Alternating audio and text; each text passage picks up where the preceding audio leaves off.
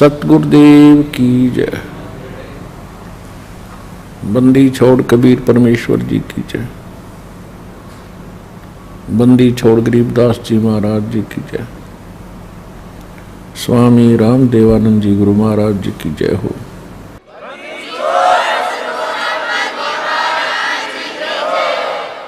Pippa दरिया में कूद गए जिन कैसी करी डिठाई, भाई वो नरपाड़ा जीत गए जिन सिर धड़की बाजी लाई। एक पीपा ठाकुर, एक पीपा राम ठाकुर राजा था नागौर शहर का। वो माता का पुजारी था, शेरा वाली माता का दृढ़ पुजारी था और भक्ति की चाह उसके अंदर विशेष थी।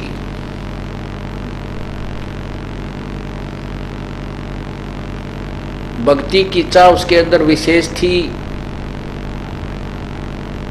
और वो संतों महात्माओं के समागम अपने घर पर करवाया करते थे।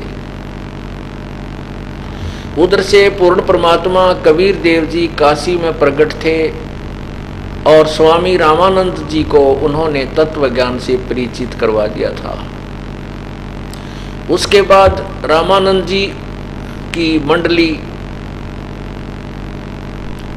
उस तत्व ज्ञान का ही प्रचार किया करती थी, आन उपासना को मना करने लगे। एक दिन रामानंद जी की मंडली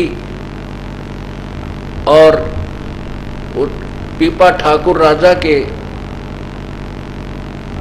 नगर में वहां पर किसी के यहाँ सत्संग कर रहे थे, तो राजा को पता चला तो राजा ने उनको अपने पास भी बुला लिया। तो उसमें उन्होंने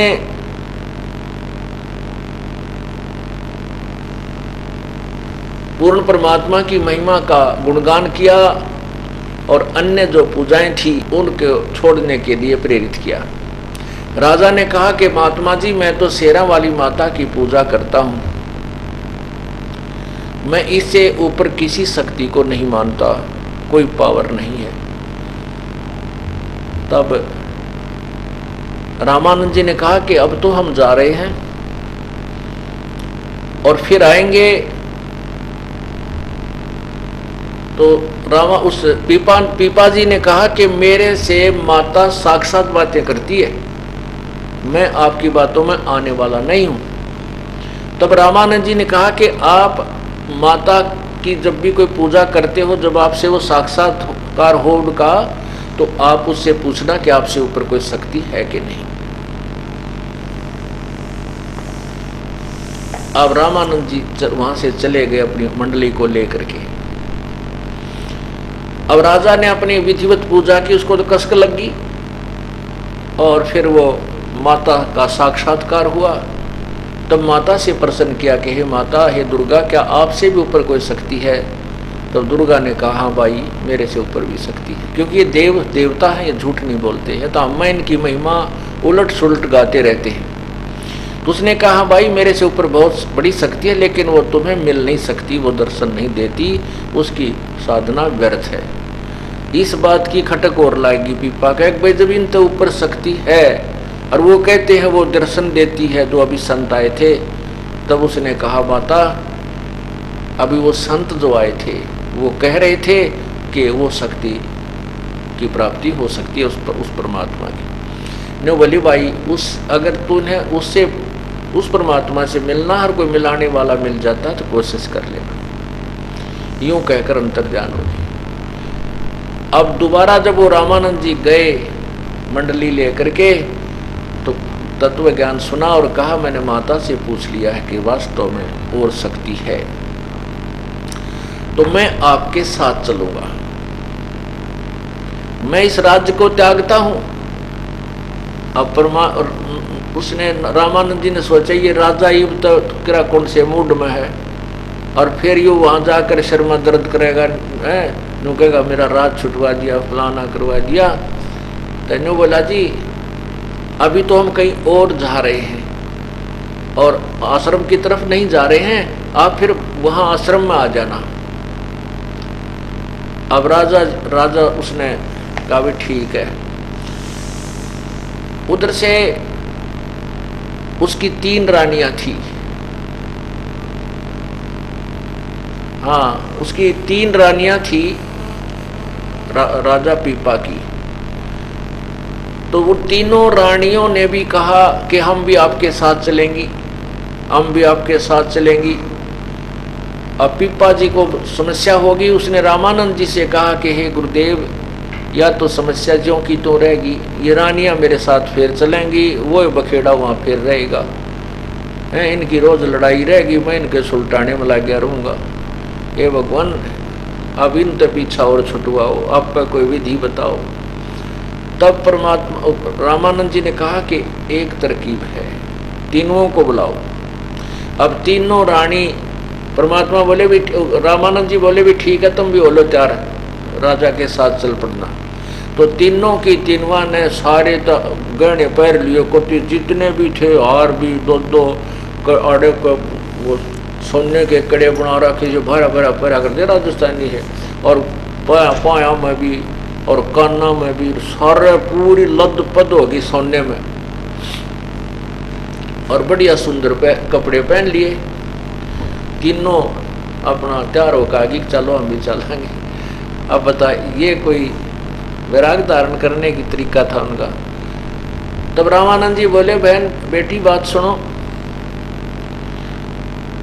अब पीपा से कहा कि मैं तरीका बताऊंगा, तो बोलिए मत। ठीक है जी, आप जैसे कोई। तो रामानंद जी बोले, बेटी जिन्होंने पीपा जी के साथ चलना है, ये सारे गहने जेवरात तार कर धर दो। रास्ते में करा कौन लूट ले, न मेरा कितने ठग मिलेंगे।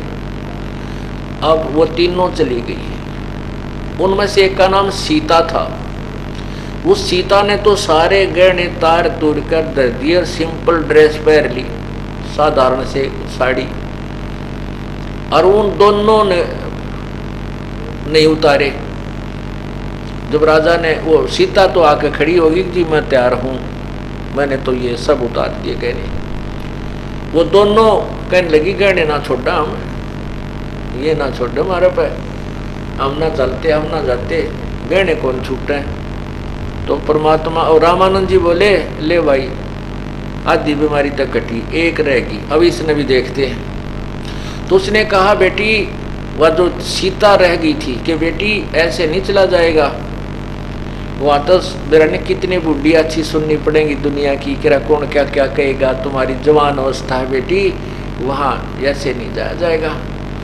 ने बोले जी कुछ भी कुछ कहो, कोई भी, मैं अपने पति के साथ जाऊंगी और भक्ति करूंगी, इसके बीच में जो ना मैं नहीं रह सकती।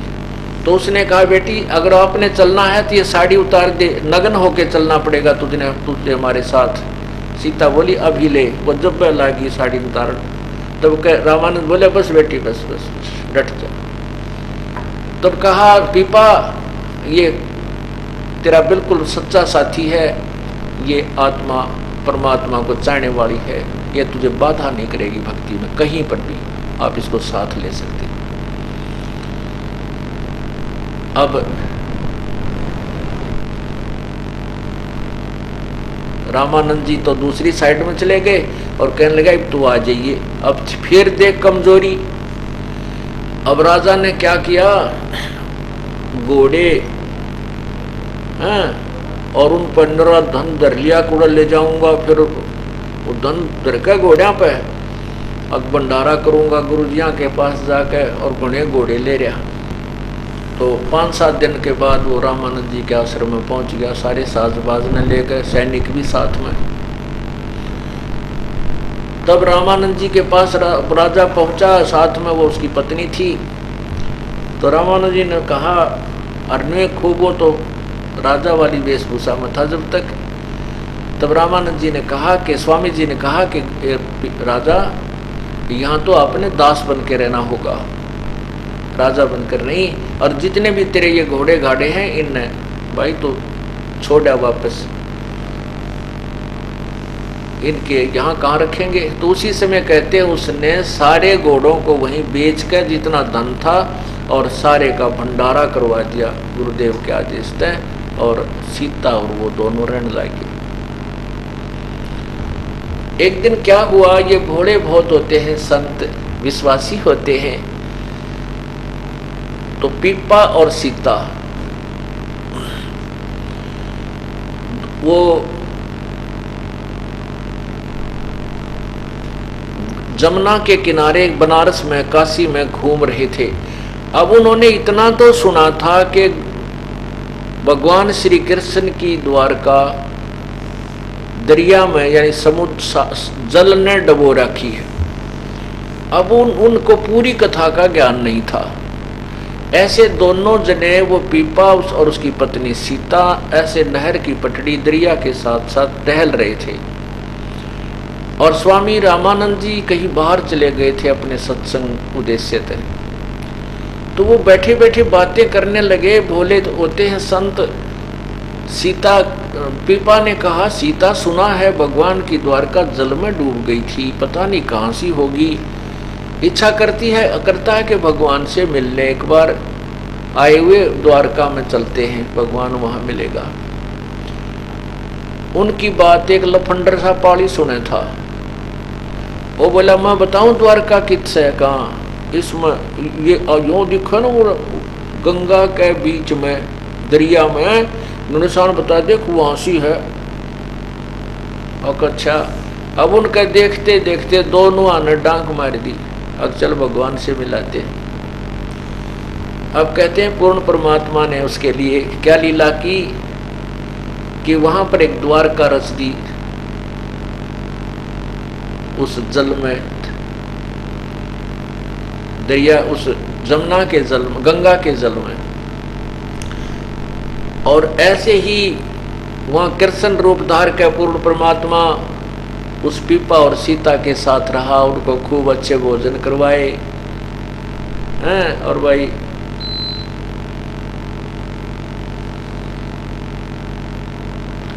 एक यानी 7 दिन तक उनको वहां रखा, मेहमान बना करके।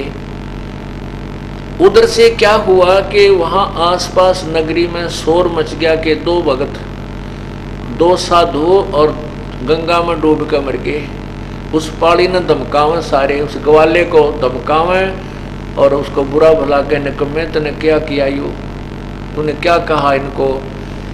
उस पाली ने बताया, ग्वाले ने कहा कि ये मेरे से न्यू पूछे थे कि यहाँ बताते हैं द्वारका है जल में, वो कहाँ सी है। मैंने तो मजाक कर दिया, कुआरी इसका बीच में है, वो बीच के अंदर है दरिया में। इन्होंने मेरी दूसरी बात सुनी है, कोई ना डांक छलांग लगा दी। दो भक्त मर गए, 2 भक्त मर गए। दरिया का पानी था, उसमें लाश भी ना पावे, तेरा कित जावे। तो कहते हैं 7 दिन तक परमात्मा ने वो वहां रखे। और 7वें दिन कहने लगे, भगवान हम जाते हैं, हमारे गुरुजी आगे होंगे। पूर्ण परमात्मा बंदी छोड़ने का, अच्छा बेटा जाओ, और यूं करो, ले एक अंगूठी दे देता हूं। दोनों के इसी बढ़िया सोने की अंगूठी छाप पहना दी और उस पर लिख रखा कृष्ण, श्री कृष्ण। क्योंकि वो श्री कृष्ण माता तो ऊपर के श्री कृष्ण जी ने मान बैठे, क्योंकि अब पुराना रंग भी जल्दी से नहीं जाता, तो उस पर लिखा श्री कृष्ण। वो दोनों बार आए 7वें दिन, तो वहां आसपास के लोग देखे रहे आदमी, ये दोनों जिंदे आ गए। तो सारे भाग के इकट्ठे हो गए, खेतों वाले कहने लगे, आप मर गए थे। तो बोला, हम क्यों मरे, वो जो भगवान नहीं बचते, हम तो भगवान से मिलकर आए हैं, श्री कृष्ण जी की द्वारका में गए थे और वहाँ 7 दिन भगवान के साथ वहाँ ग्वाल बालों में खेल कर आए हैं। वो कहने लगे, नहीं जस्ती, देखो भगवान ने हमारे को छाप दी है अंगूठी, दोनों पैर एक। अब पुण्यात्मा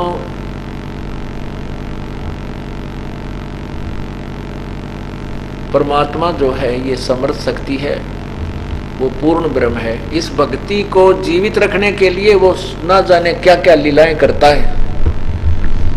एक बार क्या हुआ कि पीपा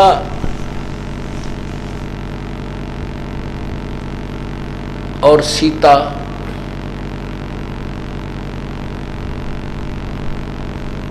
ऐसे जा रहे थे और जाते वो एक उसमें बैठ गए वृक्ष के नीचे।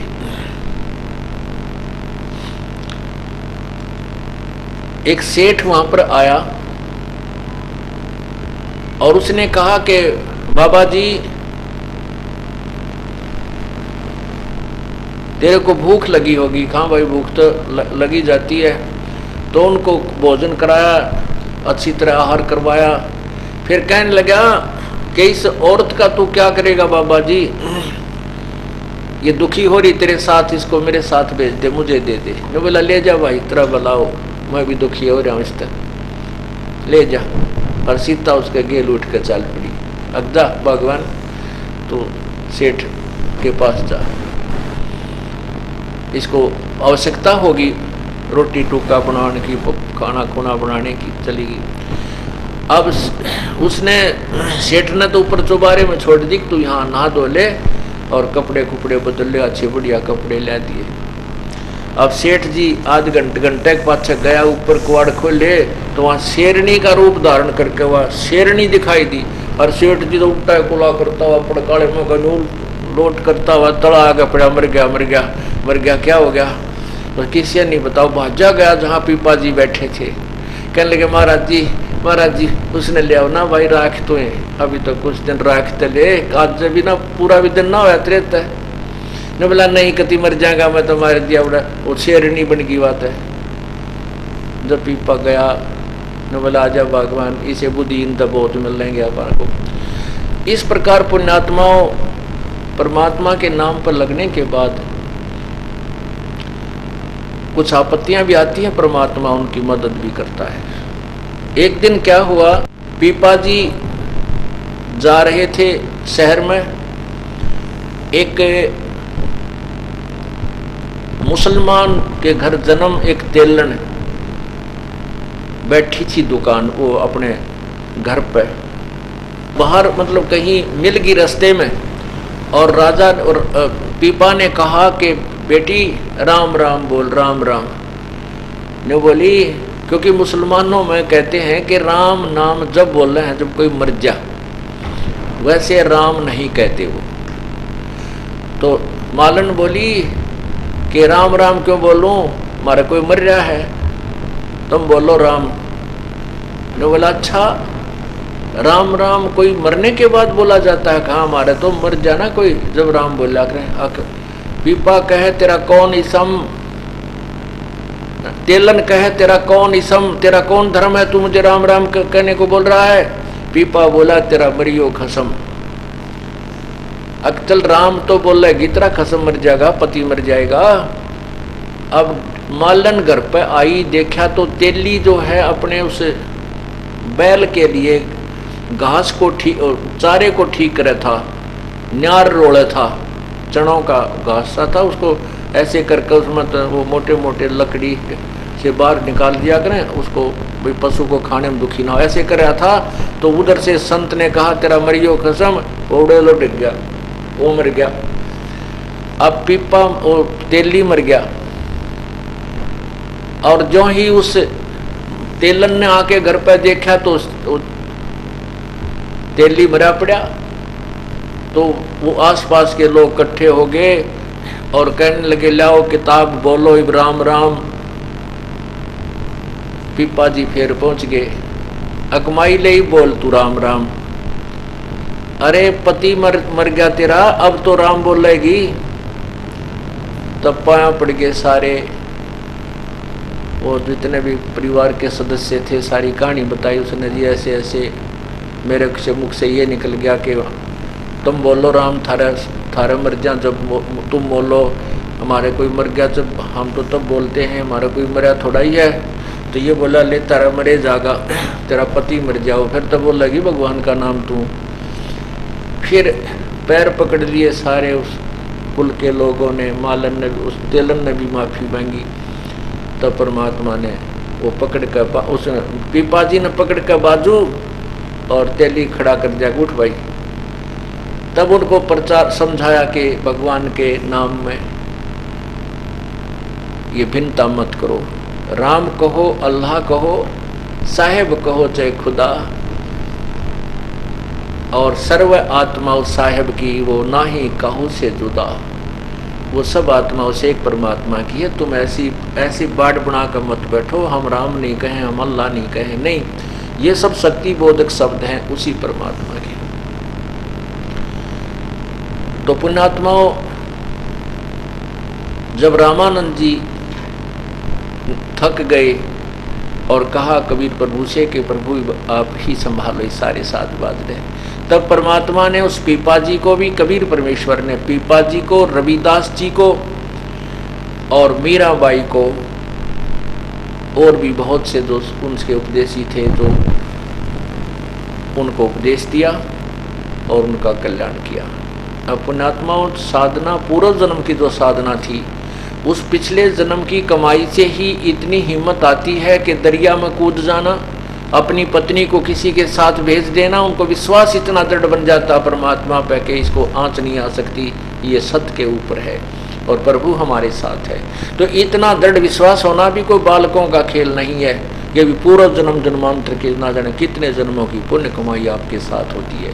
लेकिन भविष्य में, वर्तमान में यदि कोई साधना ठीक नहीं मिलती है तो वो सब धरी की धराई रह जाती है और सब नरक के भागी बनते हैं। बोलो सतगुरुदेव की जय। सत सहे।